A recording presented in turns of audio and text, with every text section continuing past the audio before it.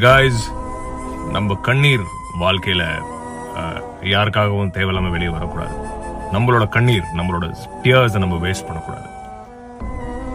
ஒருத்தர் உண்மையாவே அன்பா இருக்காரு, உங்களுக்கு அந்த மனிதர் ஒரு முக்கியமான மனிதரா இருக்காரு, உங்களுக்கு வர்த் நினைக்கிறீங்க அப்படின்னா அவங்களுக்காக ஒரு சொட்டு இல்ல, விடிய விடிய கூட நம்ம அழலாம், தப்பு இல்லை. ஆனால் நம்மளை துச்சப்படுத்துறவங்க, நம்மளை அசிங்கப்படுத்துறவங்க, நம்மளை இகிழ்வா பேசுறவங்க, நம்மளை கேவலப்படுத்துறவங்க, நம்மளை குறைச்சு பேசுறவங்க, இல்ல நம்மளை கஷ்டப்படுத்தி பேசுறவங்க, இவங்களுக்காக ஒரு சொட்டு கண்ணீர் கூட நம்ம கண்ணீரை நம்ம வேஸ்ட் பண்ணக்கூடாது. தயவு செய்து வேஸ்ட் பண்ணிடாதீங்க.